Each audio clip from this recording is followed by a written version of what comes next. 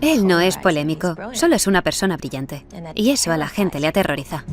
Es el epítome del sueño americano, pero también es la viva representación de la pesadilla americana. El señor Trump tiene que entender que el mundo no gira alrededor de su pene. Nunca antes había pensado, ese es el hombre que quiero que se postule para la presidencia, pero madre mía, ahora le adoro.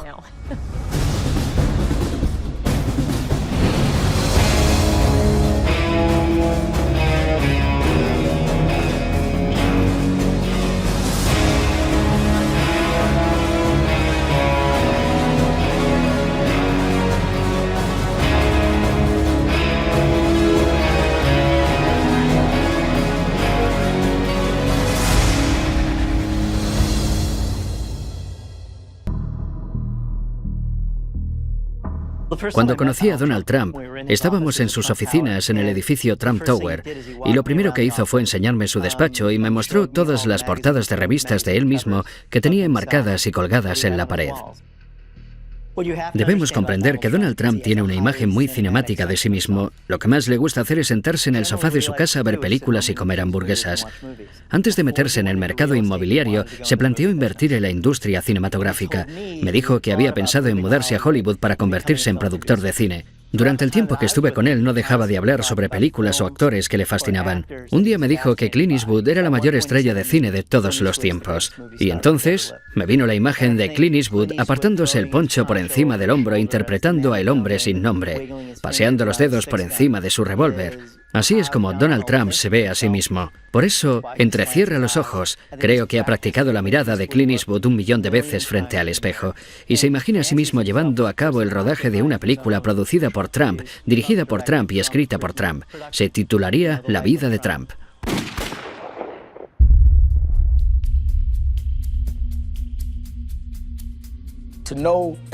Los que conocen a Trump y están con él se convierten en espectadores de su autoindulgencia.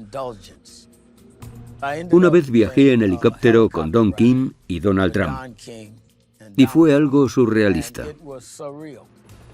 porque me pasé todo el viaje callado, escuchando cómo se contaban el uno al otro lo grandiosos que eran. Y no lo digo como algo negativo, simplemente estaban promocionándose. Ni siquiera escuchaban lo que decía el otro, hablaban sin parar. Cuando llegamos a Atlantic City, dijo, sobrevolad el paseo marítimo, quiero que el reverendo Al vea mi imperio. Y entonces me dijo, soy el dueño de ese hotel y de ese otro, y me enseñó una zona donde pensaba construir el Trump Taj Mahal.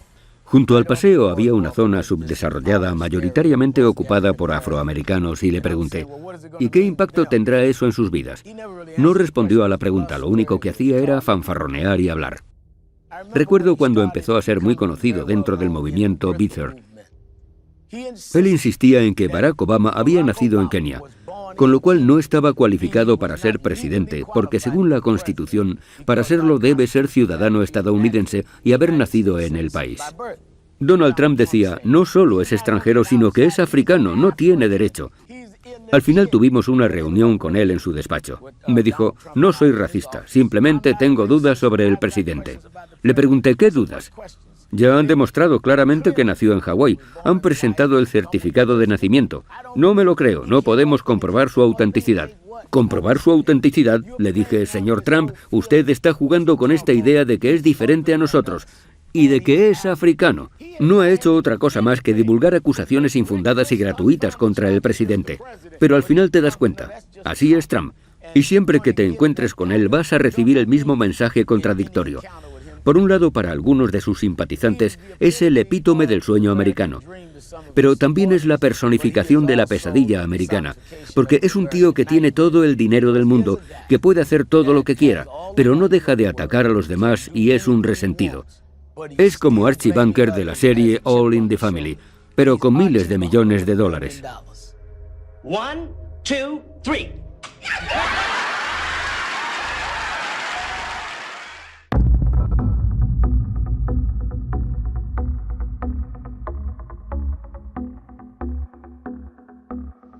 Le conocí porque en las clases de economía realizamos un caso de estudio sobre un libro llamado El arte de la negociación, uno de sus libros más vendidos. Y me dejó fascinada, porque estaba lleno de códigos de tiempo. Era como repasar un día cualquiera en la vida de Donald Trump. Llamar a esta persona, llamar a esta otra, llamar a mi abogado. Se veía el funcionamiento interno de esta gran mente. Hablaba de cómo destruir a la competencia. Era tan provocativo. Él lo ve todo como una partida de ajedrez. Y yo soy una ávida jugadora de ajedrez. Mientras leía el libro no dejaba de pensar. Para él, todo es como una gran partida de ajedrez. Cuando oí hablar de The Apprentice, lo anunciaban como una entrevista de trabajo. Si tienes lo que hay que tener, si quieres vivir como yo, manda tu currículum para ser mi becaria. Y nos lanzamos de cabeza. ¿Quién no quiere ser multimillonario? ¿Quién no quiere vivir en el Trump Tower y tener un ejército de mayordomos a su disposición? Donald Trump es la mente más brillante del mundo en cuanto a marketing y técnicas de venta. No tiene rival. Ya era muy famoso, pero se ha acabado convirtiendo en una superestrella, como una estrella del rock. You know, the show has gotten great reviews. I've gotten great reviews. Everything's gotten great reviews except for one thing, my hair. Todo el mundo decía, estás despedido, como en el programa, todos querían estar cerca de él. He visto a gente enamorarse de él nada más conocerle. Gente que le apoya en todo lo que dice, que compra todo lo que vende, que hace cola por él, que le aclama. I am officially running for President of the United States, and we are going to make our country great again. Sabe que mientras la gente esté entretenida, mientras se sienta cautivada, mientras se mantenga la intriga, van a seguir viéndole, le van a prestar atención. Conoce mejor sus ángulos, sabe qué frases usar para elevar los ánimos, para bajarlos un poco, para dar énfasis, para suavizar. Conoce a su público. Sabe lo que esperan de él y él sabe dárselo. We are going to take our country back. We've lost our country. We're going to take it back. Se ha convertido en un icono cultural. Creo que se ha vuelto adicto. Cada vez quiere ser más famoso, porque nunca es suficiente. Wow. Get those teleprompters out of here. We're going to have some fun, right?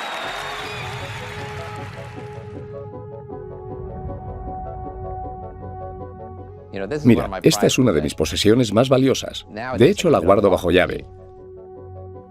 La Academia Militar de Nueva York fue el lugar donde Donald Trump se convirtió en líder por primera vez. Fue la primera vez que estuvo al mando de su propia compañía. En esta página aparezco justo al lado de Donald Trump. Si nos fijamos en esta fotografía del anuario, vemos que tiene una estrella a cada lado del cuello de la chaqueta. Eso es porque era un cadete condecorado.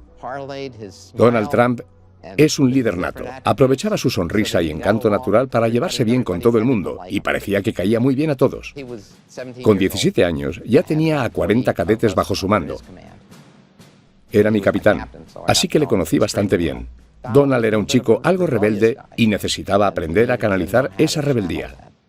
Siempre me pareció un hombre con un objetivo muy claro, incluso por aquel entonces. Conseguía que todos cooperáramos para hacer lo que él quería. El sistema de valores que seguíamos era nunca mentir, engañar o robar a otros cadetes. Punto. No es que fuese una regla, era un código de honor que llevábamos dentro. Uno de los cadetes robó a otro. Le robó un mechero de gasolina. Se lo dije a Donald Trump y él dejó bien claro a todos que no quería que nadie hiciese nada, que nadie tomase represalias contra él, y todos le obedecimos. Donald le llevó a la oficina administrativa y expulsaron al cadete. Llevábamos una vida muy organizada. La corneta sonaba todos los días al alba. Teníamos que estar en formación 15 minutos después, listos para pasar revista. No podíamos ir a casa los fines de semana. Si teníamos suerte, nuestros padres venían a visitarnos el domingo y nos llevaban a comer fuera. Su madre y su padre venían a menudo. Eran estrictos pero cariñosos, especialmente su madre. Donald era muy conocido y muy querido. Se ganó el título de Casanova al final del año, y eso que ni siquiera había chicas en la escuela. He oído a Donald Trump decir que una de las mejores cosas que le han podido ocurrir en la vida es haber ido a NIMA, la Academia Militar de Nueva York. Los valores que asimilamos en ese entorno durante todo ese tiempo, sé que a Donald Trump le han marcado de por vida, al igual que a mí. El nudo de mi corbata es un doble Windsor. Es algo automático para nosotros. Es el nudo que hacíamos todos los días. Si Donald Trump lleva ahora mismo una corbata, La lleva con un doble Windsor. El Donald Trump que vemos hoy en la tele es el que ha sido siempre. No nos confundamos. Donald Trump proviene de una familia muy rica. No penséis en una familia rica cualquiera. Fred Trump amasó una fortuna de al menos $500 millones. La riqueza y las conexiones políticas de su padre fueron determinantes en el ascenso y éxito empresarial de Donald.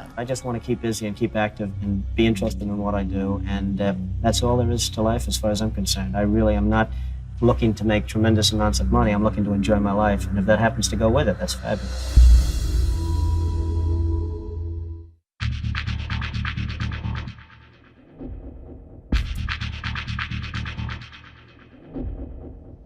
A lo largo de los años he tenido muchas reuniones con Donald Trump y durante esas conversaciones tenía la impresión de que él se veía a sí mismo como un forastero. Al principio creía que lo hacía para caerme en gracia, pero la verdad es que lo creía. Sentía que no formaba parte de lo que podíamos llamar la casta de sangre azul que dirigía Nueva York, que se había colado en ese entorno. Y su dinero, su glamour y la fama de su nombre nunca le hizo sentir que formaba parte del gremio del mercado inmobiliario. Él se sentía como un tío Queens, y no solo parecía querer colarse en ese mundo, sino también ridiculizarlo.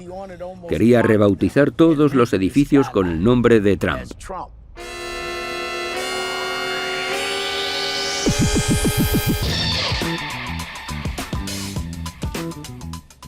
Donald Trump me llamó tocapelotas y estoy muy orgullosa de ello.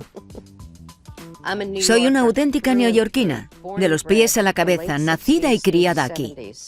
Las décadas de los años 60 y 70 fueron unos años muy peligrosos, los peores años de la historia de Nueva York. Todos teníamos miedo de ser atracados. Si llevabas anillo de compromiso, le dabas la vuelta o te ponías un guante encima. Incendios, asesinatos, revueltas, violaciones.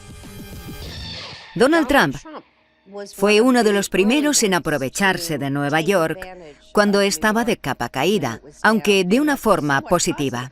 When New York was almost broke and other builders were jumping ship, Trump took a chance on the old Commodore Hotel.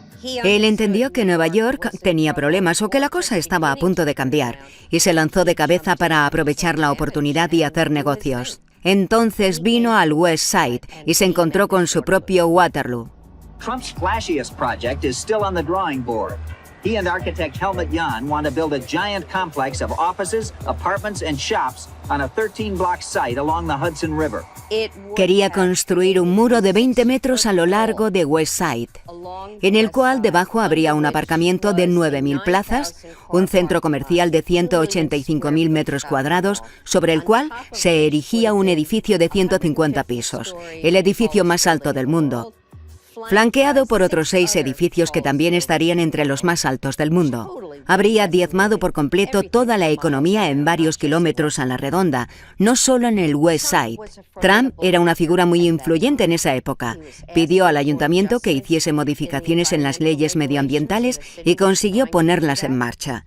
La idea de luchar contra Trump nació en la mesa de mi comedor, que es donde normalmente germinan las luchas populares. Organizábamos protestas, recogidas de firmas. Nos apoyaba Tony Randall, Paul Newman, Bill Moyers, Lauren Bacall. En un momento dado teníamos 7.000 miembros. No nos sentíamos intimidados por él ni anulados por su arrogancia. Teníamos una misión. Sabíamos lo que estábamos haciendo. Demandamos al ayuntamiento.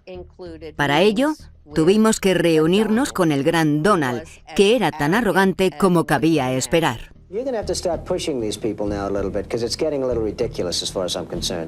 Trump aceptó nuestro diseño alternativo, que es lo que finalmente se construyó. Comprendió que lo que queríamos llevar a cabo era un proyecto mucho más razonable y factible. Me encanta recordar ese momento.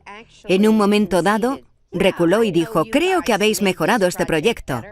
Le miré y le dije: «Donald, quiero que algún día lo reconozcas públicamente». I got everything I wanted. 40 years of tax abatement. He would say, "How did you get 40 years?" I said, "Because I didn't ask for 50." It was so easy. Siempre le digo a todo el mundo que quiero que en mi epitafio diga: «Donald Trump me llamó tocapelotas».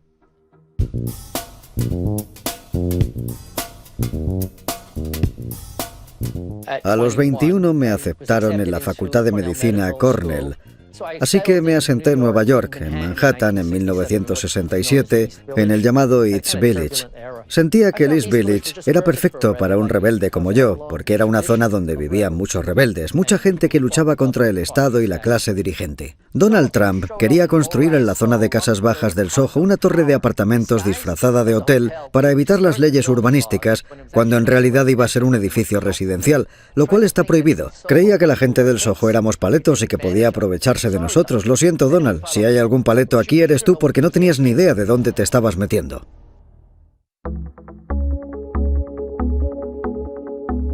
Nadie le impone nada a los vecinos de mi barrio. Nosotros somos los que decidimos qué queremos. Nadie puede decir qué es mejor para nosotros. Inmediatamente pusimos una demanda contra la construcción. Sabíamos que iba a ser un edificio residencial, no un hotel. ¿Quién compra apartamentos a $20.000 el metro cuadrado cuando hay una demanda interpuesta? Nadie, y así fue. Después de un tiempo no había vendido ni uno. De hecho, se inició la ejecución hipotecaria y se subastaron. Así que nos salimos con la nuestra. Queríamos un hotel y eso fue lo que conseguimos. Donald Trump no consiguió lo que quería, se quedó sin su edificio residencial. Solo consiguió quedarse en bancarrota. Trump, haz lo correcto. Sigue las leyes, no eres mejor que nadie.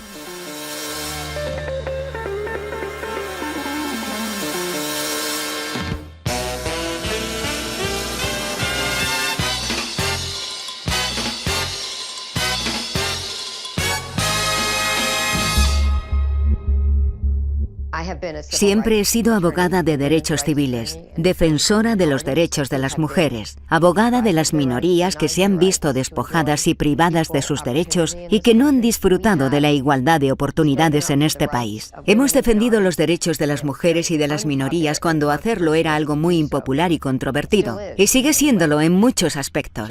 Jenna Talakova se inscribió en el concurso de belleza Miss Universo Canadá.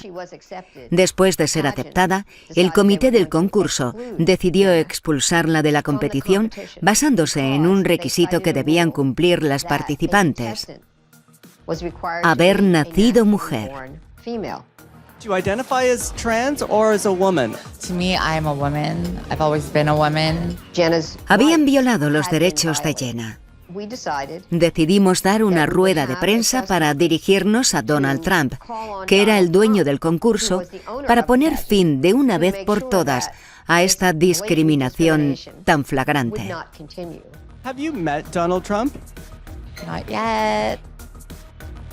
Jenna tenía pasaporte canadiense, su carné de conducir y su certificado de nacimiento donde se indicaba que era una mujer. Y eso debería ser más que suficiente para el señor Trump. Ella no le ha pedido al señor Trump fotos de su nacimiento para ver su anatomía y para que demuestre que era un hombre. Después de dejar claro que no nos interesaban las fotos de su anatomía, el señor Trump llamó a TMZ para decir que seguramente me quedaría muy impresionada al ver su pene. Yo le respondí: no tengo una lupa suficientemente grande para ver algo tan pequeño. El señor Trump tiene que comprender que el mundo no gira alrededor de su pene ni del de nadie. Si alguna vez el mundo ha sido así, ya no lo es. A mí me pareció muy interesante porque me estaba insultando y atacándome directamente a mí. Esas cosas no me molestan porque el mensaje que yo entiendo es que he ganado la batalla y que tengo razón. Al final cedió. Creo que el señor Trump reconoció que en el fondo se trataba de un problema de derechos civiles. Pero al mismo tiempo, había creado una cortina de humo para no admitirlo. Gloria got involved 2 days afterwards. The decision was already made, so she's obviously just in this for publicity. Had I known she was involved, maybe I wouldn't have made that decision because she's easy to beat.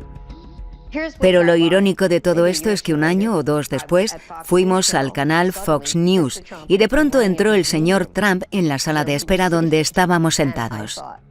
Pensé, oh no, no me ha dado tiempo para preparar a mi cliente. ¿Qué va a decirle? ¿Qué va a hacer? Y se acercó, le presenté a mi cliente y él le dijo: tiene usted a la mejor abogada que podría encontrar. No cesa hasta conseguir su objetivo, así que nunca la despida porque no va a encontrar a nadie mejor. Y me sonrió, me estrechó la mano y se fue. Pero por otro lado, su discurso cuando estaba ante las cámaras era muy diferente.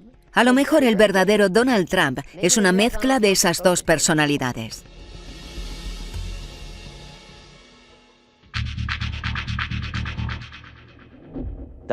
Donald Trump quería formar parte de la NFL y aprovechar un terreno muy bien cotizado que poseía en Manhattan.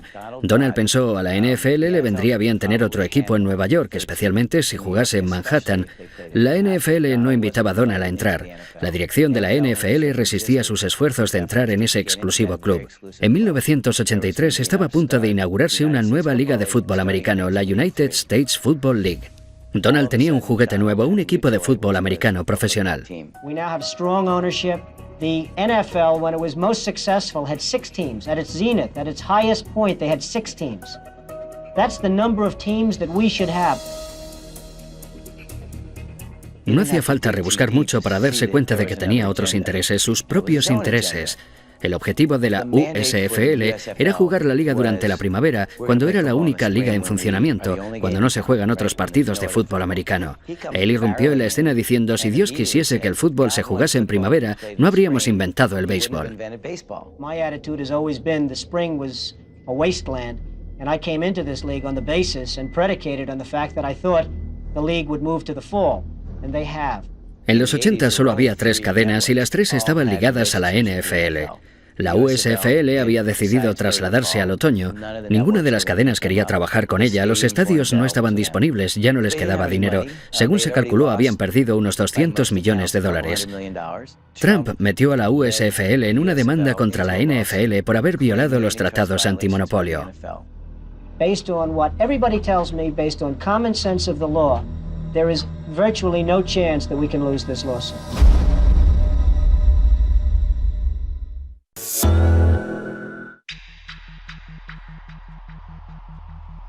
Sin duda la USFL ganó la batalla, pero perdió la guerra. El juez determinó que la NFL había violado las leyes antimonopolio, pero debido a la forma en la que se llevó el caso, consiguieron quedar como los pobres indefensos que tenían que luchar contra un gigante vestido con trajes de $5.000. Donald Trump quedó retratado como un abusón que quería quedarse con todo el pastel. El juez concedió $1 en compensación a la USFL. Como se trataba de un caso antimonopolio, la multa por daño se triplicó, así que se quedó en $3. Fue el final de la liga, ni más ni menos. En 2009, la ESPN lanzó una serie llamada 30 for 30, una serie de documentales pionera. Los ejecutivos de la ESPN me pidieron que dirigiera un episodio y les contesté, bueno, solo me interesa si puedo hacer un episodio que se llame ¿Quién mató a la USFL? Ya sabéis a quién me refiero. Estuve detrás de Donald, pero se me resistió. Tenía un intermediario muy protector. Le mandaba cartas, emails, le llamaba constantemente, pero no obtuve ninguna respuesta. Después me pidieron hacer una entrevista para una serie llamada Sport Business Journal. Curiosamente, mi teléfono sonó al día siguiente y era el intermediario. Me dijo, el señor Trump está listo para recibirle. Parecía que no quería estar ahí. Todo le molestaba. Quería pasar a la siguiente pregunta y se notaba que estaba inquieto. Era como un niño pequeño cumpliendo un castigo. Conseguimos justo lo que queríamos, y él se esforzó por defenderse como pudo, pero entonces le di el golpe de gracia. Le enseñé el cheque que el juez le había concedido a la USFL. Quiero que veas esto. Eso le sacaría una sonrisa, ¿no? Pues no. Se acabó. Esa fue la gota que colmó el vaso. Se fue dándome unos golpecitos en el hombro con condescendencia y se marchó de la habitación. Me dijo, espero que entiendas que lo he hecho lo mejor que he podido. Le contesté, bueno, Donald, yo no soy un director de cine y voy a intentar ser todo lo objetivo y justo que me sea posible. Vamos a hacer un estreno por todo lo alto. La ESPN te va a invitar, te mandará una limusina. Espero que puedas venir. Y me dijo, bueno, eso dependerá de ti, ¿no crees? Le mandé una carta y él me contestó, cuando Donald te manda una carta, simplemente coge la que tú le has mandado y escribe encima con un marcador negro. Dijo que era una película barata y que faltaba a la verdad. Terminó diciendo mucha suerte. Firmado Donald Trump. Postdata, eres un pringado.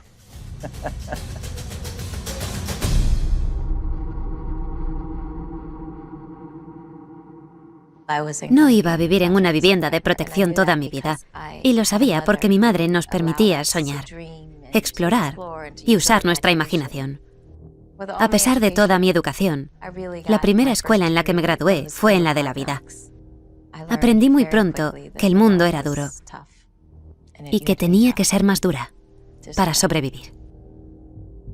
Fui a la Casa Blanca nada más terminar el máster y se me presentó la oportunidad de colaborar como voluntaria en la Convención Nacional del Partido Demócrata y de trabajar con una abogada de derechos civiles que se convirtió en mi mentora. Ella me ayudó a entrar en la Casa Blanca y a trabajar para el vicepresidente Al Gore. Después dejé la oficina de Al Gore y empecé a trabajar para Bill Clinton. Esa fue la época más convulsa de la Casa Blanca de los últimos tiempos. Hasta tuvimos una audiencia para la destitución del presidente. Por el amor de Dios, por decirlo de forma suave, acabé harta de la política. Mis compañeros de la Convención Nacional del Partido Demócrata me hablaron de The Apprentice. Ellos también eran muy ambiciosos y me comentaron que había un nuevo programa que Donald Trump iba a hacer con Mark Burney. No se lo dije a nadie, pero pensé, voy a presentarme al concurso. Donald Trump buscaba a alguien que luchase para convertirse en director ejecutivo de su compañía. Quería personas como él. Honestas, provocativas, agresivas. Sabía que mi presentación marcaría el tono de mi relación con Donald Trump y tenía que diferenciarme de los demás. Donald Trump no me intimidaba, pero el proceso sí. No había reglas claras. Se hacía lo que Donald Trump decía. Lo que a él le apeteciese en el momento. Era el que decidía quién se iba a casa, fuese justo o no. Era el programa de Donald Trump, y eso sí me intimidaba. Siempre que entraba en el despacho, sabía que me la estaba jugando. Porque cuanto más forzase la situación, más famosa me hacía. Cuanto más agresiva fuese, cuanto más discutiese, cuanto más pelease, cuanto más insultante fuese, más fama adquiría mi marca, más crecía mi nombre, más gente quería verme en la tele. Finalmente me dijo esa terrible frase: «Estás despedida», con la mano así. Mi ambición iba más allá del concurso. Yo estaba jugando a un juego dentro del juego. No solo quería que los espectadores de The Apprentice supiesen mi nombre, quería que el mundo entero me conociese. La gente suele preguntarme por Donald, sobre si es tal y como parece, cuando en realidad Donald está jugando a un juego dentro del juego y está ganando. Y cuando no gana, cambia de juego y la gente no sabe seguirle el ritmo. Él no es polémico, solo es una persona brillante. Y eso aterroriza a la gente. Donald J. Trump is calling for a total and complete shutdown of Muslims entering the United States until our country's representatives can figure out what the hell is going on. La gente está cansada. Está cansada de que los políticos les digan una cosa y luego hagan lo contrario. Pero confían en lo que él dice. La gente que apoya a Donald sabe que lo que dice es lo que va a hacer. Porque todo lo que ha dicho en el pasado lo ha hecho. We're bringing our jobs back, folks. We're bringing our jobs back. We're going to bring them back.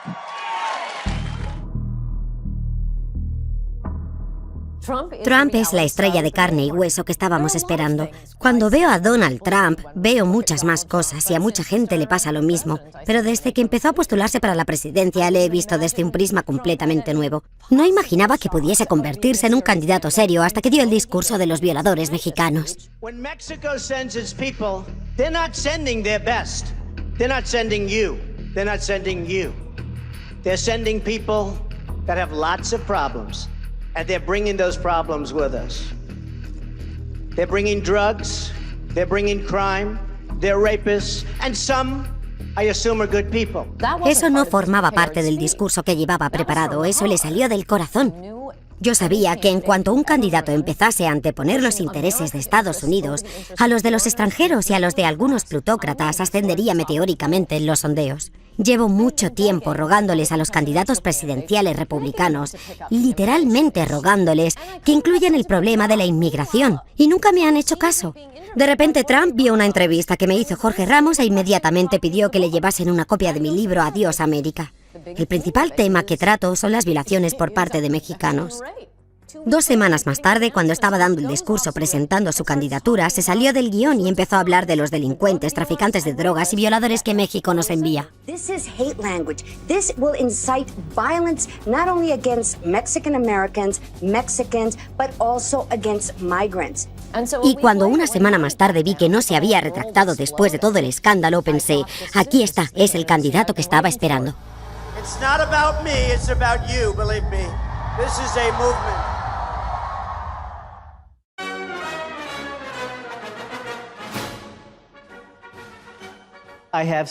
He pasado mucho tiempo con Donald Trump. Creo que cuando más estuve con él fue entre 2003 y 2005. Por aquel entonces cubrí un reportaje sobre él para New York Times y después estuve escribiendo el libro.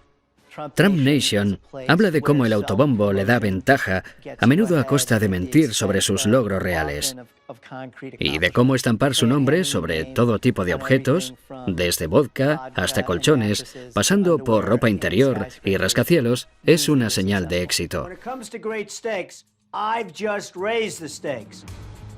Este fue un momento muy interesante para mí. Tenía la oportunidad de escribir sobre una persona cuyo entramado empresarial era un auténtico desastre, pero que al mismo tiempo tenía una imagen pública gracias al programa The Apprentice, donde se mostraba como el dios del mundo empresarial. Hicimos muchos viajes cruzando el país a bordo de sus jets privados. Le encantan las patatas fritas, siempre tenía una gran bolsa cerca. Me llevó en su Ferrari rojo por Palm Beach y me pareció que no sabía conducirlo muy bien. Las marchas hacían mucho ruido cada vez que se paraba en un stop o que arrancaba. Le costaba mucho meter las marchas. Le encantaba que estuviese escribiendo un libro sobre él y creo que pensaba que lo íbamos a escribir juntos. Me sorprendió que estuviese dispuesto a cooperar, pero después me dijo que si le criticaba en el libro, iría por mí personalmente y diría que soy un pirado y que soy escoria y toda esa letanía de insultos tan trillados que le gusta usar. Dan Rather's a loser. Rosie's basically a loser. He's obviously in love with Adolf Hitler in some form. Justo antes de publicar el libro, me pidió que le enviase la portada. Poco después de recibirla, me llamó y me dijo, «Me encanta, parezco Superman, me encanta». Pero igualmente me demandó. Me demandó. Me puso una demanda por $5.000 millones que creo que es la mayor demanda interpuesta por difamación en la historia de Estados Unidos. Decía que le había hecho un daño irreparable a su reputación y a su solvencia para hacer negocios. Todo se basaba en 3 páginas del libro que se centraban en el valor de su red empresarial, y en ellas hablaba de que él contaba una historia totalmente descabellada y exagerada cuando decía cuánto dinero tenía. Es falso, nunca ha sido el mayor constructor de Nueva York desde ningún punto de vista, ni teniendo en cuenta el valor de sus propiedades ni la cantidad de metros cuadrados que posee. Yo estaba dispuesto a llevar a juicio la veracidad de los hechos de mi libro. Creo que él pensaba que mi editorial se iba a echar atrás. Cuando superó el shock inicial de saber que íbamos a litigar con todas nuestras armas contra él, se dio cuenta de que, como me estaba demandando por supuestamente mentir sobre su riqueza, tendría que enseñarnos todos los recibos de sus impuestos y sus libros de cuentas, y evidentemente nunca los había hecho públicos. Durante el juicio presentamos un recuento del valor de su red empresarial elaborado por uno de sus bancos. Deutsche Bank había valorado su entramado empresarial en 2005 en unos $788 millones, y por aquel entonces él iba diciendo que tenía una fortuna de entre $5.000 y $6.000 millones. Al final contratamos a uno de los mejores abogados de Estados Unidos. Este le preguntó a Donald cómo había estimado el valor de su red empresarial. Y la respuesta de Donald fue básicamente, bueno, depende de cómo me sienta. Depende de cómo me sienta cada día y sobre todo, depende de cómo me vea a mí mismo. Le plantamos cara a Donald, le quitamos la máscara para mostrar cómo era en realidad y perdió. Creo que su autoestima y su identidad están demasiado envueltas en esta fantasía de ser un megamillonario. Y en el fondo es una persona tan insegura que si no se muestra como una de las personas que merecen estar entre los 100 o los 200 primeros de la lista Forbes, no es nadie.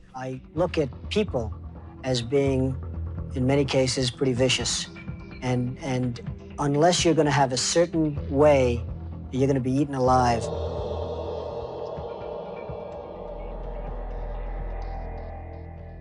Politicians are supposed to make a lot of promises they don't intend to keep. They're not supposed to tell us what they really mean. I've never seen anything like this Donald Trump before.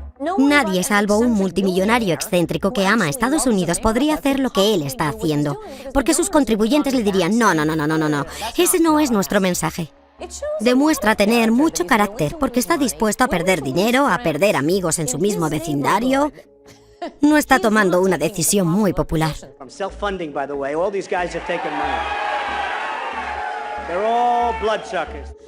Nunca antes había pensado, ese es el hombre que quiero que se postule para la presidencia, pero madre mía, ahora le adoro. USA, USA. Nunca había asistido a un evento político donde la gente estuviese tan feliz, porque por fin alguien hablaba sobre inmigración, sobre comercio y sobre proteger a los americanos, y además mandaba a tomar viento fresco a los medios de comunicación y a la corrección política. Los ciudadanos llevan mucho tiempo esperando que alguien se ponga de su lado en estos asuntos. En todos sus mítines, ¿cuál es la frase que despierta más ovaciones? Voy a levantar un muro. Todo el mundo se pone en pie al oírlo. Es cuando más le aplauden. Si nota que se está alargando demasiado, que la gente empieza a aburrirse, que dice algo que no gusta, si quiere ganárselos de nuevo, empieza a hablar del muro.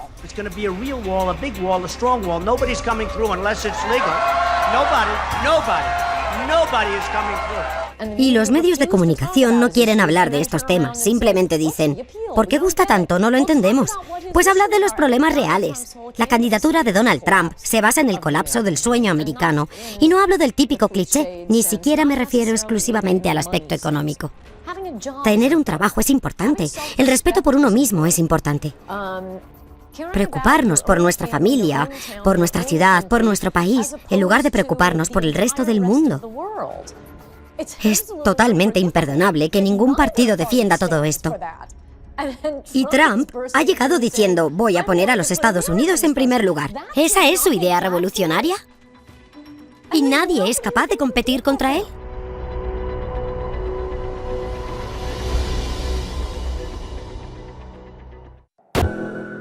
We view this as war. Don't we view this as war? It's war.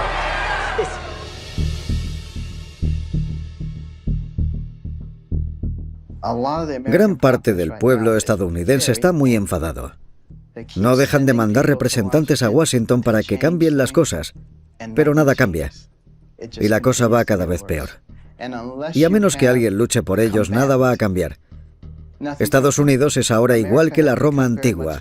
La ciudad se está desmoronando a nuestro alrededor y el pueblo solo quiere ir al Coliseo.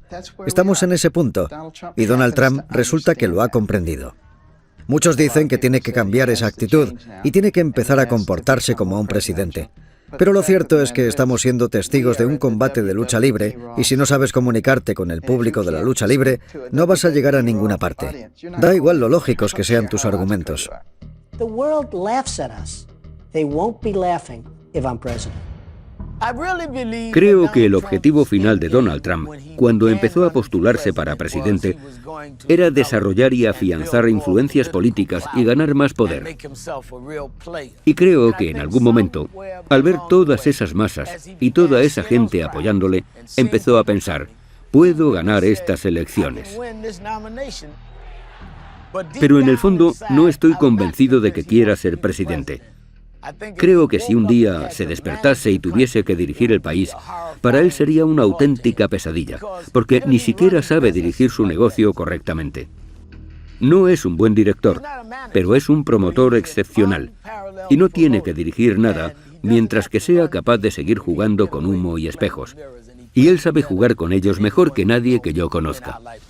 We have huge deficits, we have huge unemployment, we have huge problem, and we're not respected. Estoy segura de que me pasaré los próximos 8 años criticándole por haber hecho esto o lo otro, pero creo que va a construir el muro. Creo que va a limitar y a prohibir completamente la inmigración de musulmanes, a reducir la inmigración en general y a deportar a los extranjeros ilegales. Si le quitamos los grilletes a las fuerzas del orden, vamos a librarnos de muchos inmigrantes ilegales, y los estadounidenses llevan mucho tiempo pidiendo a los políticos que lo hagan, pero no les hacen caso. We have thousands of people trying to get in. Should we let them in or not?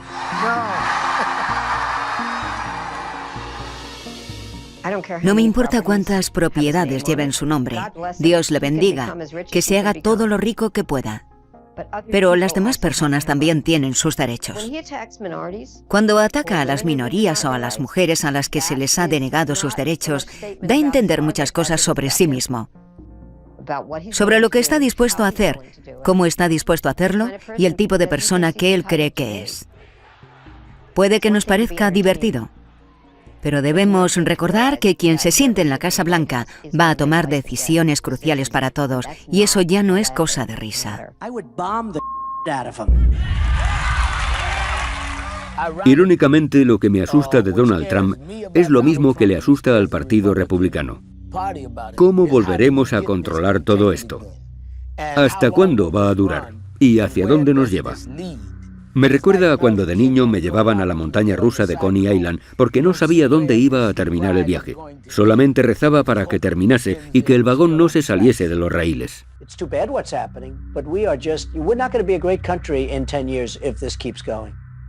La gente siempre me pregunta, si Donald ganara, ¿te irías con él a trabajar a la Casa Blanca? Y les digo, por supuesto. Creo que servir al país que amo es una oportunidad única que no puedo desaprovechar. Y además me gustan las armas y el dinero. Comercio, tesoro, defensa, exteriores, donde me necesite, señor Trump, ahí estaré. Lo peor que podéis hacer es subestimar a Donald Trump. Nunca, nunca subestiméis a Donald Trump. Creo que la Casa Blanca de Trump tendría unos 50 pisos de altura. Estaría pintada de dorado, instalaría luces intermitentes por toda la avenida Pensilvania. El Air Force One estaría incrustado de diamantes. La televisión emitiría más charlas del presidente junto a su chimenea de las que querríamos ver en toda nuestra vida.